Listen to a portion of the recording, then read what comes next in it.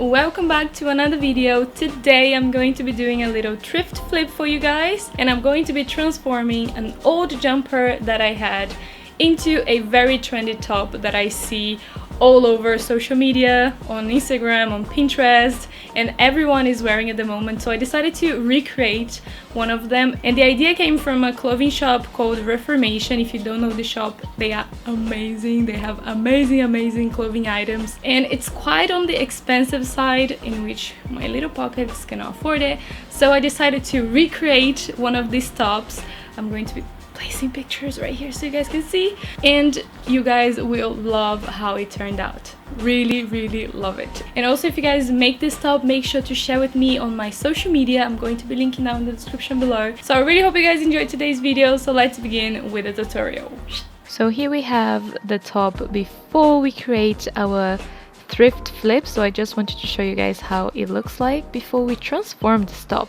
So now we are going to be finding the middle of the top, so you can go ahead and fold your top in half. So now we are going to be placing a pin on the bottom and right at the top right here. So now with the chalk and a ruler, I'm just going to be creating a line connecting the pin on the top and the bottom, just so we have the guideline so we can cut it afterwards. My jumper already has buttons, so I'm going to be removing them so I can use it for the front of the top. If you guys have buttons from another top that you can remove, you can definitely do that as well, or like a different color as well. So before we continue, I'm going to be cutting the length of my top. So I tried it on already, and right here is where I want my length. So first you want to fold the hem to the inside, and what you're going to be doing is creating the hem just right here before we cut it. So I'm just gonna go ahead and pin all this around, and after we pin everything in place, we can go ahead and sew this all the way around.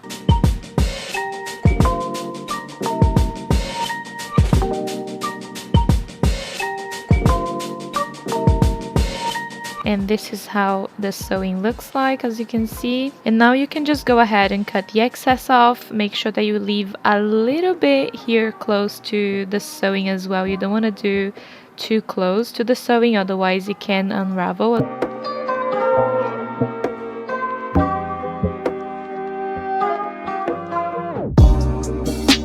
And now we are going to be cutting right in the middle into that line that we've created at the beginning. And I'm also going to be cutting the collar, because I'm not going to be using that. We are going to be cutting the neckline into a V shape. So you can just go ahead and fold your top here in the front, as you can see here what I'm doing, and then we are going to be cutting in a V shape. I'm going to be using this top here as my guide because I love this V neckline here in this top, so I'm going to be using that to help me to cut the V neck. But you can just go ahead and cut that little piece here into a V, you'll see in a minute. And then you're just gonna be placing that right on top of the jumper, and then you can just go ahead and cut that little piece here off, as you can see.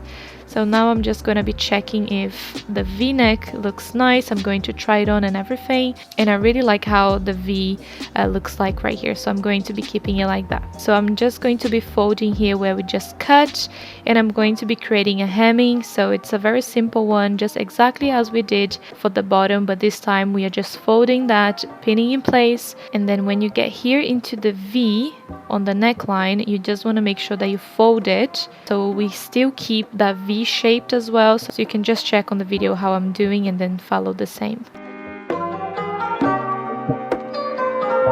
So I'm just continuing pinning all the way around, as you can see on the collar and everything, just pinning and pinning everything in place. So I'm going to be cutting a little string from the remaining of the bottom that I had, as you can see right here, and it doesn't really unravel, which is amazing for me because then I don't need to use any other fabric. And I'm just pulling that so I know that it's not gonna unravel, and it's going to be creating kind of a little round kind of cord. For the loops, I do something a little bit different. So I get a little bit of thread, and then I fold how much I want for my loop, and then I grab my thread, I place it down, and then I place the loop right on top, and I create a little knot right where I want my loop to be. As you can see, I do a triple knot right here. Then you can just cut the remaining, and then you cut here the bottom as well. Make sure that your button fits here, the little loop, and then you can decide where you want. I'm going to be placing this right on top right here. This is going to be my first one, and I don't really pin in place. What I like to do is just to create a very simple sewing just to secure that in place, because then it's not going to move around, and if you pin that, you will have to remove the pin so you can sew this in place. So I think this is the best option. So just go ahead and make a little sewing, just securing the loop in place. And yeah, I also fasten off and cut the thread as well. And now you have to figure it out where you want the buttons and the loops to be. I'm going to be leaving around 5 centimeters apart from each button and each loop as well. So as you can see, I'm doing it right here. And then you just want to go ahead and sew all of the other loops in place. And once you have that done, you're going to be sewing the hem and also the loops in place. It's a straight sewing, very simple. And then when you get also in the V, make sure that you follow the V. And when you also get on top of the loops, make sure that you backstitch like 2, 3, 4 times, just to make sure that you have them nicely and secured in place. So this is the voice over me to tell Bruna, to tell me, congratulations for this amazing sewing. A little tap on your back. And also for a little extra security, I like to just sew around here right in the front of the loop, as you can see, just a few stitches, so we have an extra security for the loops. And then at the back, I'm just going to be cutting that remaining that we don't really need, and also just sewing around so it's not gonna unravel. Make sure that you fasten off and cut the thread. And here you can see the difference between one that I did the sewing and the other one that I haven't done the sewing, so I just think it looks better. So now you can just go ahead and sew your buttons in place, and also make sure that you follow the loops on the other side and basically mirror into the other part of the jumper as well. As you can see, I'm just creating a very simple sewing, and also make sure that you fasten off and cut the thread at the end. And now you can just go ahead and do the same to all of the other buttons. As you can see, this is how they look like. So now right here for the sleeves right at the bottom on the wrists, I'm going to be folding that exactly as we did for the bottom of the top, and I'm going to be creating a little sewing going around, and then I'm going to be cutting the excess exactly as we did here for the bottom. Also, if you guys want, you can zigzag stitch before. If you're going to be cutting, you can zigzag stitch and then create the hemming as well. There are so many ways that you can just play around with. I just think that this is the best way. And this is how they look like, the before and after. Now what I'm going to be doing is just taking in a little bit here on the sides, as you can see. So I'm just folding that in, and I'm going to be just taking in like 1 centimeters only. I'm just here pinning that in place, and then I'm going to be sewing that.